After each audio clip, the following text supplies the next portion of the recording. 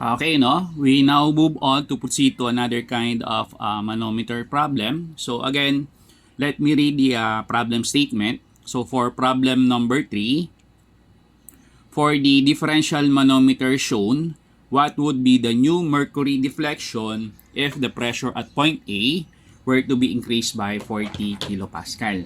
So, sinasabi dito no that the initial mercury deflection or initial differential manometer reading reads 250 millimeters or which is equivalent to 0.25 meters.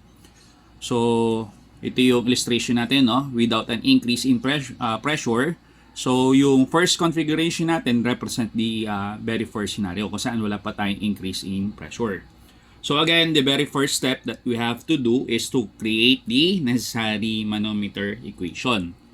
So, gawin natin ang manometer equation, no? So, before nga pala mag-proceed sa paggawa ng manometer equation, we have here in this case what we call a differential manometer.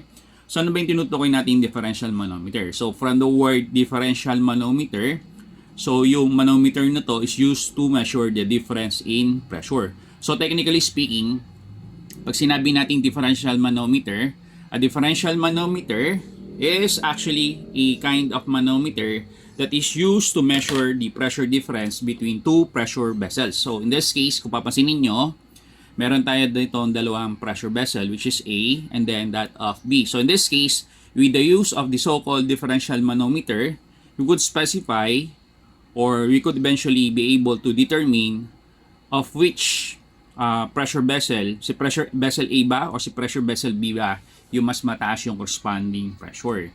So, lagyan natin ng comment, no? So, dikit ko lang yung sticker note na ginawa ko. So, a differential manometer is used to measure the pressure difference between two pressure vessels. So, gaya ng sinabi ko, this can suggest the location of the higher pressure as well as the lower pressure location of the two pressure vessel. Ayan.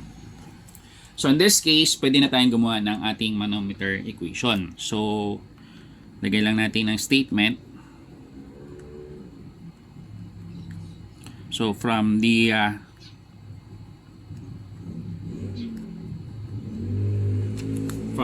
configuration, gagawa tayo ngayon ng ating tinatawag na manometer equation. So, kung titignan natin both ends. So, both ends, meron tayong makikita pressure vessel at A, then meron tayong makikita pressure vessel at B. So, pag sinabi nating pressure vessel, it is subjected to what we call the concept called pressure. So, sabihin, si vessel A, merong PA, si vessel B, merong PB. So, left out muna natin siya as PA and then PB. So, PA, so start tayo from the left, papunta doon sa kanan. So, PA, tapos sa kabilang side, you have PB. So, kung papansin natin, meron tayo ditong gauge liquid in the form of water. So, meron tayong pressure exerted by the water. And then, meron tayong pressure exerted by the mercury. Then, last one is another pressure that is exerted by the water which could be located at the rightmost portion. So, lumalabas, buuin natin equation. So, PB. Yan. So, gawin muna natin dito. Nakalimutan ko, lalagyan natin ng labeling. So, start tayo dito ng paglalagay, yung pag-indicate ng labeling. So, start tayo sa pinaka-centermost portion ng pinaka-pressure vessel which is at A. So, ito is magre-reflect siya as 1. So, hanapin natin yung other end ng pinaka-liquid na to. So, papunta siya dito. So, yung end na to, label ko siya as 2. So, itong end point ng pinaka-water natin, siya din yung magsisilbing start point ng pinaka-mercury gauge liquid natin. Tapos, yung pinaka-dulo ng pinaka-mercury na to, ililabel natin siya as number 3. Yan. So, gaya sinabi ko sa inyo, kung ito yung end point ng pinaka-mercury natin, ito naman din uli yung magsisilbing start point ng pinaka-substance natin in the form of water. So, kung ito is 3, so, lagay na natin yung number 4. So, gitna natin siya. So, number 4. So, ayan. So, meron tayong numbering. So, we have here 1, you have 2, you have 3. Then, last one, you have 4. So, lagay na natin. So, ibig sabihin, meron tayong P1 to 2, P2 to 3, then last one, P3 and 4. So, lagay natin dito sa na-generate nating manometer equation, P1, 2, P2 and 3, then last one is P3 and 4. So, maglagay na tayong corresponding sign convention. Pagpataas yung sequence ng number, so hanapin na natin yung location ng number. Pagka tumaas siya, negative. So, 1 and 2, 1, ito yung 1, ito yung 2, so pataas, negative. So, ito yung 2, ito yung 3, so pataas ulit, so negative. So, ito si 3, then kung papasin nyo, bumaba si 4, so kabaliktaran. So, instead na she is negative, ililabel natin siya as positive. So, si P1 and 2, 1 and 2 pataas, 1 and 2 pataas, negative. So, 2 and 3 pataas ulit, so lumalabas, negative. So, si 3 papunta sa 4, bumaba, so opposite nung negative sign convention, you have positive P3 and 4. Ayan. So, in this case, gawa tayong equation. So, ang gagawin natin dito equation is in terms of PA minus PB. So, kuhanin daw natin yung differential manometer pressure reading between pressure vessel at A respect sa PB. So, in this case, you have PA minus PB is equivalent to, so, transpose natin yung values ng P1 and 2, P2 and 3, then P and 3 and 4 sa right side. So, re-reverse natin sign convention, negative, negative, positive, positive, positive, then eventually magiging negative. So, you have P1 and 2, P2 and 3, then last one, you have P3 and 4. So, i-breakdown natin yung ating i-breakdown natin yung formula natin according to this formula. So, liquid pressure formula is given by this formula, which is gamma multiplied by the height. In cases na hindi given directly yung gamma ng liquid, pwede tayo mag-start sa specific gravity, then multiply by the gamma of water or unit weight of water, tapos yung corresponding height. So again, be-breakdown natin yung nabuo nating manometer equation according to this formula. Tapos, kung saan tayo dadalhin ng simplified equation, value ng equation natin, yun yung makukuha nating corresponding data. So, tingnan natin, no? So, putitin natin. So, 1 and 2. So, 1 and 2. Ano ba meron sa 1? 1 and 2, ang substance natin is water. So, palitan natin yung labeling. Pressure given up by the water measured from 1 to 2. Plus, 2 and 3. So, ano meron sa 2 and 3? So, 2 to 3, yung red na color. So, yung substance na is actually mercury. So, pressure given up by the mercury measured from 2 to 3. Then, last one is 3 to 4. So, 3 to 4, ang substance natin is water. So, pressure given up or exerted by the water measured from 3 to 4. So, breakdown na natin yung formula natin dito, no? So, pag breakdown natin yung pressure exerted by the water, base sa formula natin dito, liquid pressure formula is gamma multiplied by the height. So, eventually, magiging gamma ng water. So, gamma, height. So, height ng water measured from 1 to 2. So, susunod natin is pressure exerted by the mercury. So, kung titingnan natin sa mercury, pag sinabi nating mercury, ang constant para sa mercury is yung tinutukoy nating specific gravity. At ang specific gravity ng mercury, ang constant value niya is 13.6. So, instead na ako yung mag-start sa gamma ng mercury, ang gagawin natin is specific gravity ng mercury, gamma ng water, then height ng mercury. Height ng mercury measured from 2 to 3. Then last one is yung pressure exerted by the water. So breakdown natin siya according sa formula nito. So you have gamma ng water, then yung corresponding height ng water measured from 3 to 4. Ayan. So kung evaluate natin yung current equation na meron tayo on hand, meron tayong gamma ng water, gamma ng water, gamma ng water. So, for simplification purposes, ifa-factor out natin si gamma ng water. So, gamma ng water, tapos factor out natin yung mga respective values ng height as well as specific gravity. So, height ng water, measure from 1 to 2, plus specific gravity na mercury, height na mercury measured from 2 to 3, minus height ng water measured from 3 to 4. So, ayan. So, palitan na natin yung mga corresponding variables natin dito according do sa numbers na meron sila. So, unit weight ng water, tatlo yung possible values. You have 62.427 in units of the pounds per cubic feet.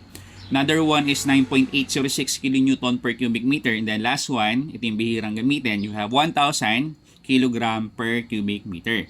So, in this case, pagdating sa manometer equation, dalawa lang naman normally ginagamit nating unit weight ng water na standard. Either 62.427 or 9.806. So, yung number na yon, yung value na yon, didepende doon sa unit na meron dito. So, kung titignan natin, SI or metric, so ang gagamitin natin dito, ang unit weight ng water, instead na 62.427 is, you have 9.806 kilonewton per cubic meter. So, yung height ng water natin, measured from 1 to 2, so ito yung 1 to 2, so you have 0.6. 0.6 meters. So, yung unit weight, yung specific gravity, otherwise known as the relative density of mercury, ang constant value niya, gaya sinabi ko sa inyo kanina, is 13.6. So, you have here 13.6. Tapos, ang height na mercury natin, measure from 2 to 3, is actually 0.25 meters. Minus yung last variable natin dito, height ng water, measured from 3 to 4. So, ito yung 3. So, you have 0.25. Papunta dito sa may 4, no? So, titingnan natin, ito, no? Magmula dito hanggang dito. So, ang i-add natin values is, so far, you have 0.25 plus 0.6. So, you have 0.85. 0.85 plus 1.5, so you have 2.35. So you have 2.35 meters.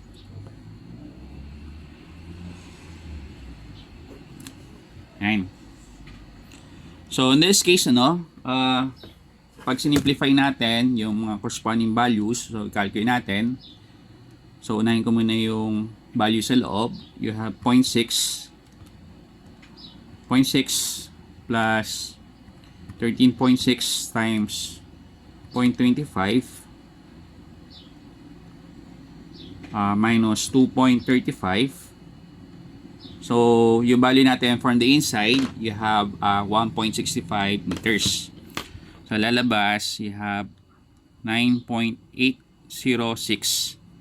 kilonewton per cubic meter multiplied by 1.65 meters. So, ayan.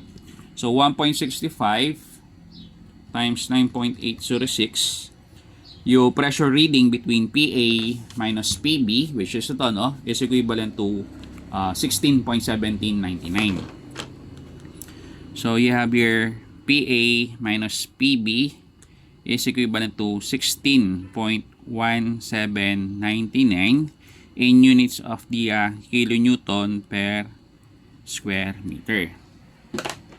So, yung nakuha natin value dito, later on, gagamitin na lang natin. So, itong equation na nabuo natin dito is para doon sa ating initial scenario or first scenario kung saan wala pa tayong increase in pressure. So, label natin to. So, yung equation o yung value na na-generate natin dito will be used as equation number 1. Ayan. So, ang susunod na scenario natin dito is ito, no? So, sabi dito is what would be the new mercury deflection? Supposedly, meron tayong increase ng pressure by around 40 kilopascal on the part of vessel A. So, in that case, pag nagkaroon tayong increase in pressure, magkakaroon tayong panibagong deflection, which is ito nga ang mangyayari, no? So, with an increase in pressure in pressure vessel A by around 40 kilopascal, ito yung magsisilbing final scenario or second scenario. Eventually, magkakaroon tayo ng panibagong differential manometer rating. So, since nagkaroon tayong increase in pressure, malamang sa malamang, yung new mercury deflection or new mercury reading natin, tataas siya dito sa value na 0.25 meters. So, as suggested by the corresponding configuration.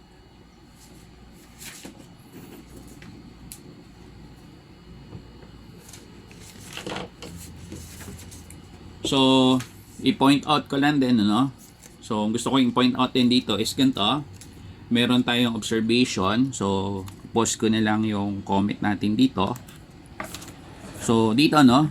With an increase in pressure, there would be an increase in the manometer deflection or reading, gaya sinabi ko sa inyo kanina. That the movement of the gauge liquid, so yung gauge liquid natin dito is in the form of mercury, would be moving from the direction of the higher pressure with respect to sa location ng lower pressure. So, gumalaw si A, wala naman sinasuggest na movement on the part of B. So, tendency nito is itutulak ngayon. So, let's say for example, ito yung previous reading. So, pagka nagkaroon tayong increase in pressure, ang tendency niyan is magkaroon tayo ng movement. Pag ganito. So, yun yung movement, no? So, magkaroon tayong movement. To. So, yun ang magsasuggest kung bakit from 0.25 meters na initial mercury deflection, magkakaroon tayong panibagong new mercury deflection, which is HT-HG prime. Ayan. So, mag-generate na tayo ngayon nung ating bagong manometer equation. So, lagyan lang natin dito, no? From the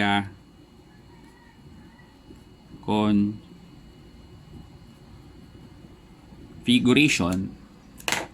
So, from the configuration, meron tayong mabubuo ngayon ditong panibagong pressure reading. So, sabi dito, nagkaroon tayo ng increase in pressure do sa vessel A. So, hindi na natin pwedeng gamitin yung initials na PA.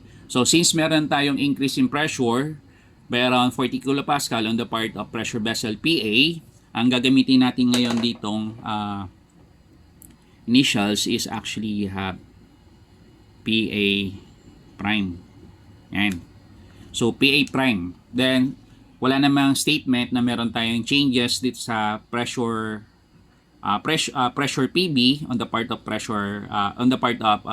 pressure vessel B. So, ililib lang natin to as PB. So, pag mumuo tayo ngayon ng ating manometer equation, magre-reflect si PA prime doon sa may left side, tapos si PB, PB pa rin siya doon sa may right side ng ating manometer equation. So, again, lilabel muna natin yung mga corresponding start point sa end point ng ating gauge liquid. So, start tayo dito sa pinaka-centermost portion ng ating pressure vessel. So, hanapin natin yung pinaka-dulo, pinaka-end niya. So, nandito siya. So, lagay ko to as 2. So, kung titinan nga pala natin dito, no? By the way, kung titinan natin yung previous configuration, meron tayo dito 2. So, dapat nandun pa rin si 2. So, ito yung old location, 2. So, since nagkaroon tayong movement, gumalaw yung ating, yung isang side ng ating mercury. So, lalagay ko dito as 2 prime. So, yung prime symbol yon to indicate na meron tayong changes. So, itong part na to, ito yung location na to, ito yung old position ng 3. Now, since nagkaroon tayo ng increase in pressure, so from 3, magiging 3 prime. Yan. So, hanapin natin pinakabilang dulo to. Now, since wala namang changes sa location dito, no? So, ilalagay natin to as 4. So, yung changes natin is still nandun pa rin si 1. So, ang changes natin is instead na 2, gagawin natin is 2 prime. So, instead na 3, gagawin natin is 3 prime. So, andun pa rin si 4. So, again, pag bumuo tayo ng ating manometer equation, mag-identify tayo ng dalawang pressure values. So, normally, makikita natin to at both ends. So, in this case, walang kahirap-hirap. So, since meron tayong A, PA, pero since meron tayong changes in terms of yung pressure, na dagdagan daw siya. So, instead na PA, gagawin natin siya as PA prime. So, PA prime. So, sa kabilang end, you have PB. Wala naman kasing statement na nagkaroon tayong increasing changes in pressure. So, PB. Yan. So, lagyan natin ng katabi itong PA prime. So, ano mga numbers makita? So, you have 1, 2 prime, 2 prime, 3 prime, 3 prime, and then you have 4. So, P1, 2 prime, P2 prime, 3 prime, then last one you have P3 prime, tapos you have 4. So again, yung sign convention, depende doon sa position ng number. Kung tumaas yung location ng number with respect to sa previous number, lumalabas negative. So pagka baliktad naman, bumaba with respect to sa original position ng number, lalabas siya as positive. So 1, 2 prime, although bumaba bahagya si 2 prime with respect to sa position ng 2, still mas mataas siya doon sa value ng 1. So lumalabas negative pa rin siya. So si 2 prime, ito, papunta doon sa may 3 prime, so mas tumaas yung separation nila. So lumalabas negative pa rin siya. Then last one, 3 prime tapos 4. So ito yung previous number, ito yung panibagong number. So bumaba, so reverse. So instead na negative, gagawin natin siya as positive. So ayan. So again, ang gagamitin nating formula dito is ito. So the liquid pressure formula is you have gamma multiplied by the value of the height, or you have specific gravity, gamma ng water, then yung corresponding value ng height. So ito pa rin yung gagamitin nating formula. Yan. So in this case, sabi nga pala dito, nagkaroon tayong increase in pressure do sa pressure vessel PA by around 40 kilopascal. So, lagyan natin ng comment.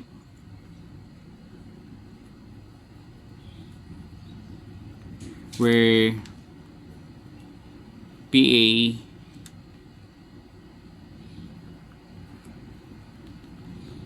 increased by 40 kilopascal. So in this case, lumalabas, you have PA is equivalent, PA prime, dahil nagbago na, is you have PA plus 40 kilopascal. Ayan. So, gamitin na natin itong value na to, respect dito sa portion na to. So eventually, you have what? You'll have PA plus 40 kilopascal. So, transpose ko na ngayon si positive PB sa kabilang side. So, from being positive, maging negative. Negative PB is equivalent to, so, P1, 2 prime, negative, positive. P2, 2 prime, 3 prime, from being negative, di pa sa kabila, positive. So, P3 prime 4, from being positive, pag nilipat sa kabilang side, eventually magiging negative. So, P 1, 2 prime plus P 2 prime 3 prime minus P 3 prime, you have 4. So breakdown na natin siya accordingly. So in this case you'll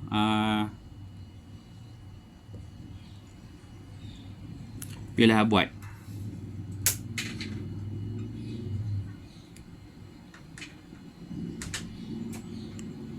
So, quick natin siya. So, breakdown natin to. So, from 1 to 2 prime, ang substance natin is water pa rin. So, pressure exerted by the water measured from 1, 2 prime plus 2 prime, 3 prime. Substance natin is mercury. So, pressure exerted by the mercury measured from 2 prime, 3 prime minus 3 and 4. 3 prime to 4. Substance natin is water. So, lumalabas, pressure exerted by the water measure from 3 prime to 4. So, breakdown na natin ito. Elaborate natin formula. So, pressure exerted by the water, gamma ng water, height ng water, measured from 1 to 2 prime, plus pressure given off by the mercury. So again, walang value ng gamma ng actually hindi naman sa walang value ng gamma ng mercury. Rather, ang given on the part of the mercury is yung tinutukoy nating specific gravity. So specific gravity ng mercury, you have 13.6. So ayan. So start tayo dito. Pag breakdown natin tong part na to, you have specific gravity ng mercury, gamma ng H2O, height ng mercury measured from 2 prime to 3 prime. So last one, pressure exerted by the water, gamma ng water, then height ng water measured from 3 prime to 4. 3 prime to 4. Then, kung evaluate natin yung ating current equation, notice na meron tayo ditong unit weight ng water. So again, for simplification purposes, fa-factor out ko si gamma ng water. Gamma ng water multiplied by the height ng water measured from 1 to 2 prime plus specific gravity na mercury, height na mercury measured from 2 prime to 3 prime minus height ng water measured from 3 prime to 4. So, ayan. So, ito, so far yung equation natin. So, susunod natin gagawin dito is ilalagay ko na ngayon yung mga corresponding values. So, ano na ba yung mga corresponding values na to? So, again, yung unit weight ng water na gagamitin natin, since ang mga numbers natin dito is yung units of the SI or metric, instead ng 62.427 na ginagamit natin para sa mga English units of measurement, ang gagamitin natin is 9.806. So, 9.806 kilonewton per cubic meter. Ayan.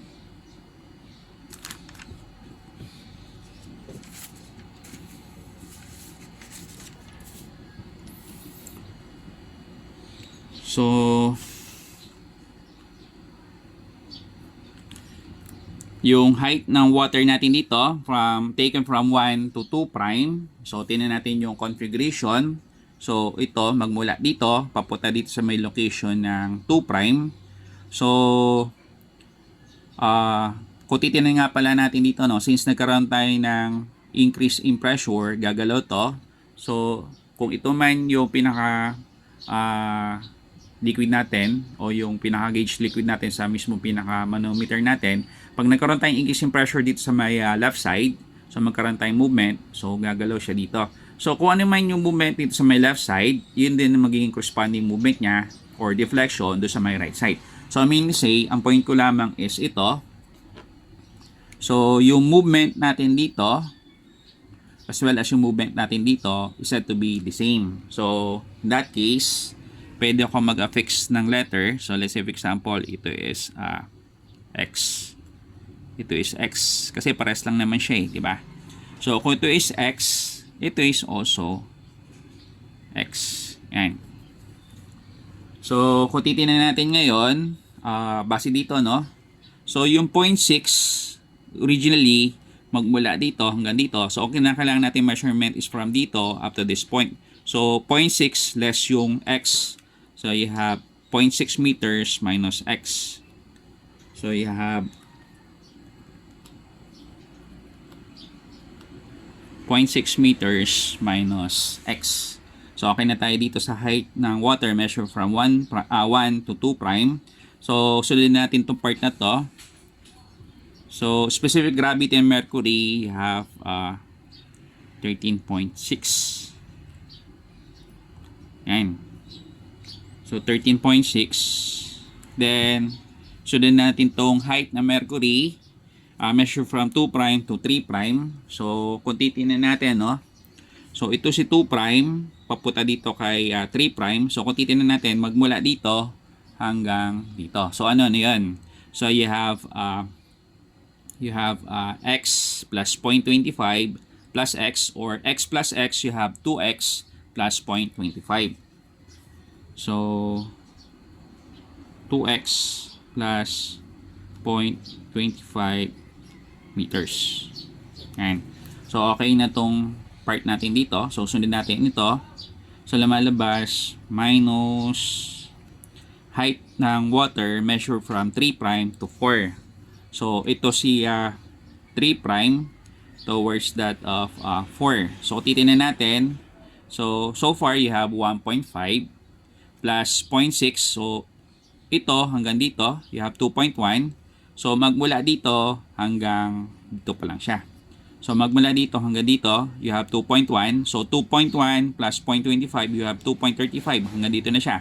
So, kailangan natin hanggang 3'. So, 2.35 plus x. So, you have here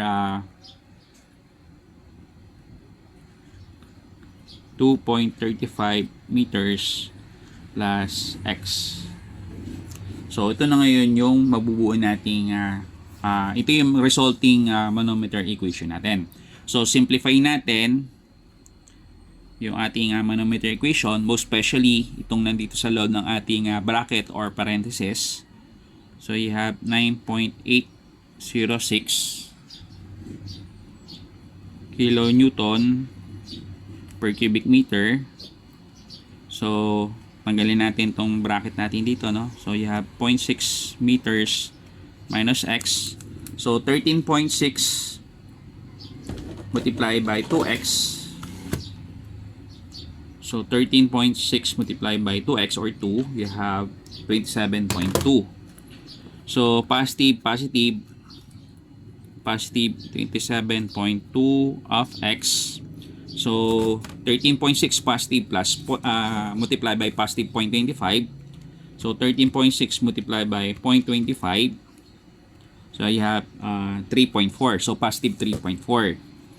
So, positive 3.4. So, walang unit. May unit na meter. Yung 3.4 is actually units of the meter. So, distribute na natin to. So, negative positive 2.35 minus 2.35 meters. So, negative positive x, you have negative x. Okay. So, simplify na natin ngayon yung ating simplify pa natin further.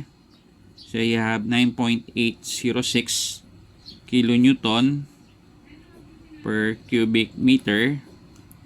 So, combine natin yung parts or yung portions which are alike. So, you have 0.6 meters, 3.4 meters, as well as 2.35 meters. So, ingat lang sa mga corresponding sign convention. So, positive 0.6 plus 3.4 minus 2.35.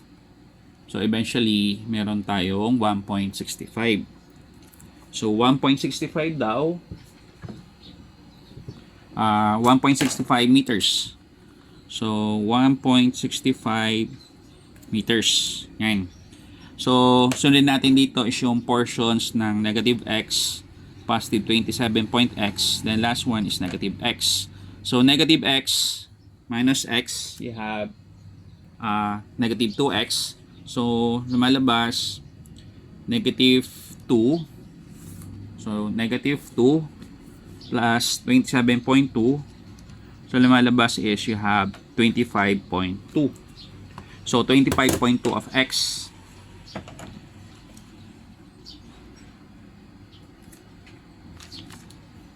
Hindi, negative. Rather, ang sign convention pala is, ulitin ko lang, no? So, negative x is negative 1 plus 27.2 minus x or minus 1. So, you have positive 25.2. Positive 25.2 of x. Yan. So, distribute natin yung value. So, lumalabas, you have 9.806 multiplied by 1.65. So, you have 16.1799. So, 16.1799. So, in units of kilonewton per cubic meter multiplied by meter. So, mababawasan ng meter yung cubic meter. So, less 1. So, magiging kilonewton per square meter. So, 9.806 multiplied by 25.2. So, in numbers, you have 247.1112. So, positive 247.1112.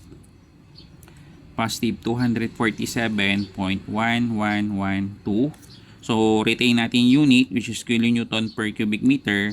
Then, huwag kang kaligtaan yung value ng x. Is equivalent to doon sa may kabilang side. So, baba ko na to. PA plus 40 minus PB. So, lumalabas, you have PA plus 40 kilopascal minus PB. So, in this case, transpose ko ngayon yung value ng positive 40 dito sa kabilang side. Eventually, you have what? You have PA minus PB is equivalent to 16.1799 kilonewton per square meter plus 247.1112 kilonewton per cubic meter of x. So, from being positive 40, eventually magiging negative 40. Negative 40. And then, by the way, pag sinabi natin kilopascal, ang identity nito is you have kilonewton per square meter. So, required yon para makita natin kung ano yung parts or yung portions na pwede natin combine. So, 40 kilonewton per square meter. So, in this case, kung evaluate natin, pwede natin combine yung 16.1799 kilonewton per square meter with respect sa negative 40 kilonewton per square meter. So, lumalabas. So, 16.1799 minus 40. So, eventually, you have negative 23.8201. So, negative 23.8201 in units of the kilonewton per square meter plus 247.1112 in units of the kilonewton per cubic meter of x. Ayan. Is equivalent to PA minus PB. So, ito ngayon yung magsisilbing equation number 2. So, equation number 2 na to. Then, anong similarities between equation number 2 compared sa equation number 1? So, kung titingnan natin, yung similarities between the two is that in both cases, lumalabas, meron silang PA minus PB, PA minus PB. So, equate natin yung dalawang parts na to in terms of PA minus PB. So, gagawin natin dito is, combine natin sila.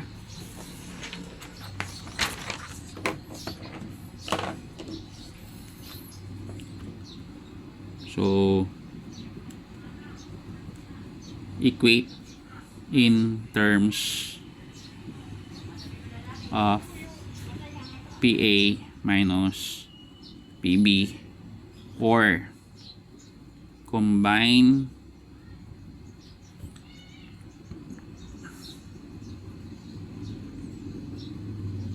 equations 1 and then 2. Ayan. So, ano ba yan? So you have 16.1799. So you have 16.1799 kilonewton per square meter is equivalent to you have negative 23.8201. So negative 23.8201 in units of the kilonewton per square meter, plus you have 247.1112 kilonewton per cubic meter of X. Ayan. So, susunod nating step dito is to combine yung parts or yung portions which are alike. So, in this case, saka ito, combine natin. So, you have 16.1799 kilonewton per square meter. So, from being negative, eventually magiging positive. 23.8201 kilonewton per square meter is equivalent to, so tanggalin na natin sign convention na positive, left out na natin siya according sa number niya. So you have 247.1112 kilonewton per cubic meter of X. Ayan. So titingnan natin, no? So you have 16.1799 plus 23.8201. So eventually you have 40. So 40 to, 40 kilopascal. 40 kilopascal, so you have 40 kilonewton per square meter is equivalent to, you have 247.1112 kilonewton per cubic meter of X. So in this case, pwede natin kuhanin yung value ng X. So tatranspose lang natin itong part na to doon sa kabilang side. So lumalabas, you have 40 kilonewton per square meter all over 247.1112 kilonewton per cubic meter is equivalent to the value of X. So 40 divided by 247.1112, so you have 0.16187. So X is equivalent to 0.16187 meters, or this one is equivalent to 16.187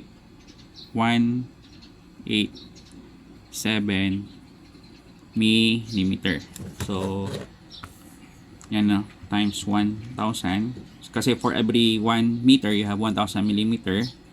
Actually mali pala, no? So dapat pala ang value is you have 161.87. So correct ko lang, no?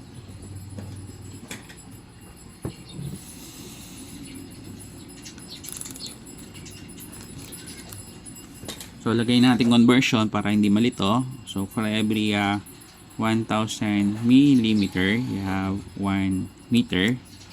So eventually you have 161.87 millimeter. So yun yung value ng X. So pwede na natin ngayong computein yung ano ba hinahanap. So ang hinahanap dito is what would be the new mercury deflection. So pwedeng unit niya is millimeter, or pwedeng unit niya is meter. So tingnan natin, no? So yung new mercury deflection, is actually HG prime is X plus 0.25 meters plus X. So X plus X, you have 2X plus 0.25 meters. Yun na ngayon yung panibagong mercury deflection. So lagay natin dito, no? The new mercury deflection. So lumalabas, you have you have HG prime. So basahin ulit natin, no? So you have x plus 0.25 meters plus x. So you have 2x plus 0.25 meters.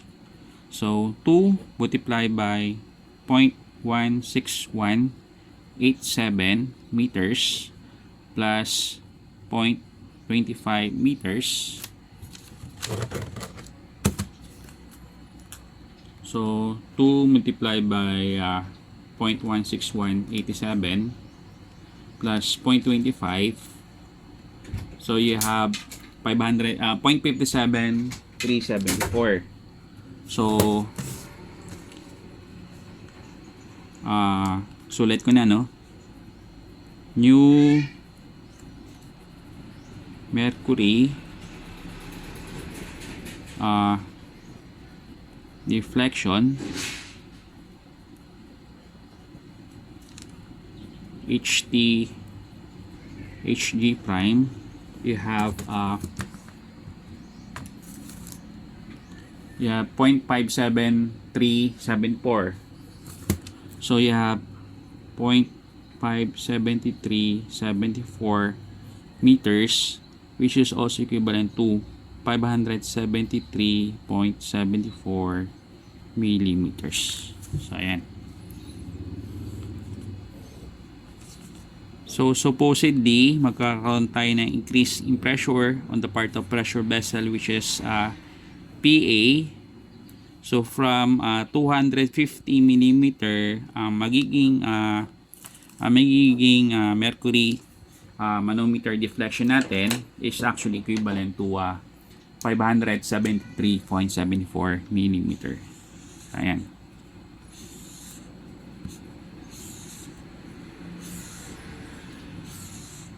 So ito yung magko-conclude sa discussion natin for problem number 3.